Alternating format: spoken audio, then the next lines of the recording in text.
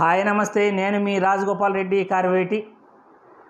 వైద్య విద్యా ప్రవేశాలలో MBBS counselling అప్డేట్స్లో భాగంగా ఈరోజు డాక్టర్ ఎన్టీఆర్ హెల్త్ యూనివర్సిటీ వాళ్ళు కొన్ని ముఖ్యమైన నోటిఫికేషన్స్ రిలీజ్ చేయడం జరిగింది.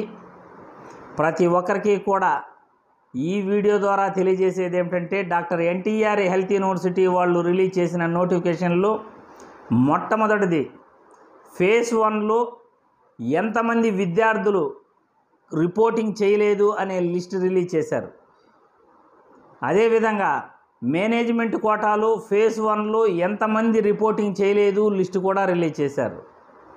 అదేవిధంగా మొదటి రౌండ్లో సీట్ అలాట్మెంట్ అయిన విద్యార్థులు ఎంతమంది రిపోర్టింగ్ చేసిన తర్వాత అదే కళాశాలలో కంటిన్యూ అవుతాము అని రీటైన్ ఆర్ కంటిన్యూ ఆప్షన్ ఉపయోగించుకున్నారు. ఆ లిస్ట్ కూడా రిలీజ్ చేయడం జరిగింది.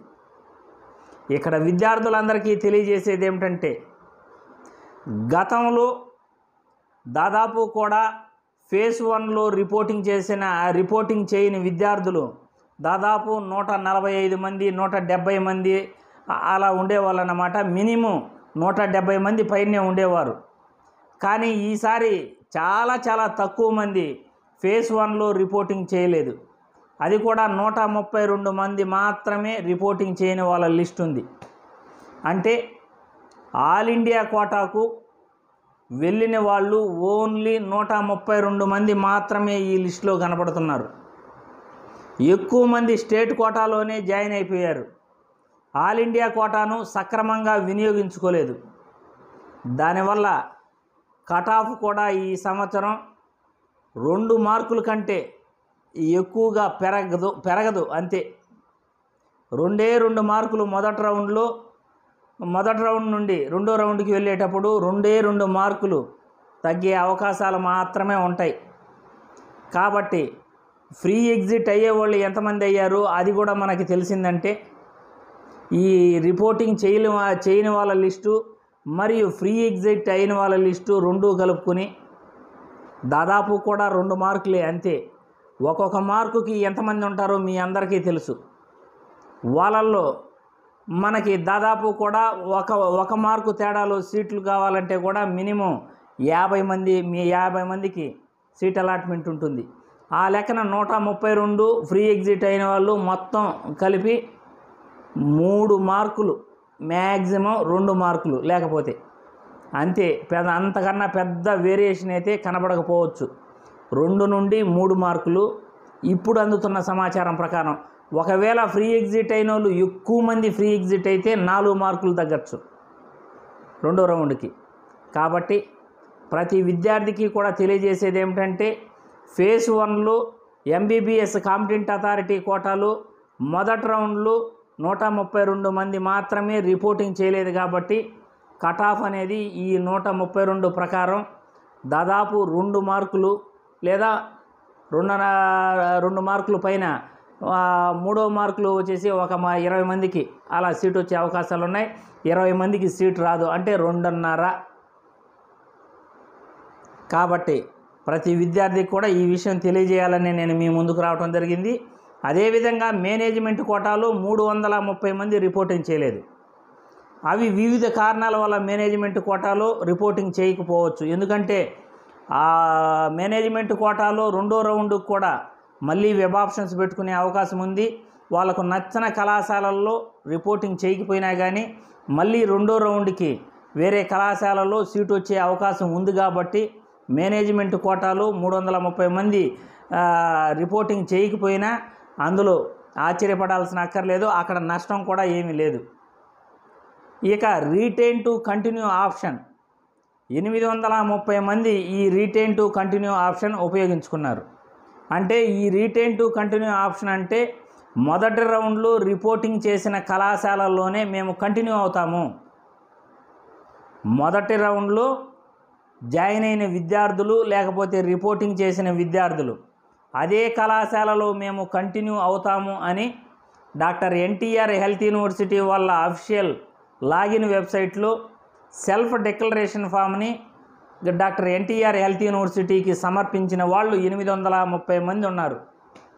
కాబట్టి మొత్తం 3856 సీట్లలో 830 మంది అదే కళాశాలలో సెల్ఫ్ డిక్లరేషన్ కంటిన్యూ అవుతాము అని ఇచ్చారు కాబట్టి రిమైనింగ్ 3000 మంది అప్గ్రేడేషన్ కోసం ఎదురు చూస్తున్నారు. వాళ్ళల్లో అప్గ్రేడేషన్ కోసం ఎదురు చూసే వాళ్ళల్లో ఇక్కడ 132 మంది మాత్రమే మెరిట్ ఉన్న విద్యార్థులు రిపోర్టింగ్ చేయలేదు. ప్రతి ఒక్కరూ గుర్తుపెట్టుకోవాలి, మెరిట్ ఉన్న విద్యార్థులు మాత్రమే 132 మంది రిపోర్టింగ్ చేయలేదు కాంపిటెంట్ అథారిటీ కోటాలో. కాబట్టి ఈ మెరిట్ ఉన్న విద్యార్థులు 132 రిపోర్టింగ్ చేయలేదు కాబట్టి ఆ ప్లేసులకు వాళ్ళ తర్వాత కళాశాలలో సీటు వచ్చిన వాళ్ళు ఆ కళాశాలకు నుండి అప్గ్రేడేషన్లో రెండో రౌండ్కి స్లైడింగ్లో వెళ్ళటం జరుగుతుంది. కాబట్టి ఆ 132 మంది స్లైడింగ్లో వెళ్ళిన తర్వాత కొంతమంది 132 మందికి కొత్తగా సీట్ల అలాట్మెంట్ ఇవ్వటం జరుగుతుంది. కాబట్టి ప్రతి ఒక్కరికి కూడా ఈ విషయం క్లియర్గా తెలియజేయాలనే ఉద్దేశంతో నేను మీ ముందుకు రావడం జరిగింది.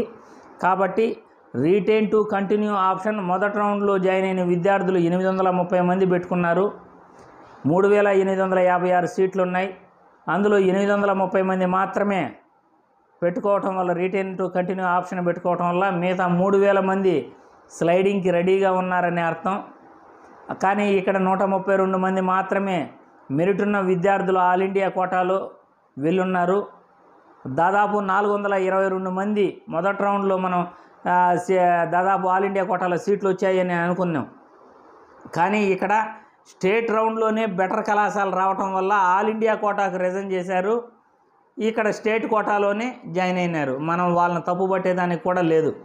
ఎందుకంటే వాళ్ళకు నచ్చిన కళాశాలలో ఆ విద్యార్థులు జాయిన్ అవ్వాలనుకుంటారు. ప్రతి ఒక్కరు కూడా మెరిట్ ఉన్న వాళ్ళు తమకు నచ్చిన కళాశాలల్లో తమకు నచ్చిన స్టేట్ కోటాలో కానీ ఆల్ ఇండియా కోటాలో కానీ జాయిన్ అయ్యే హక్కు వాళ్ళకు ఉంది.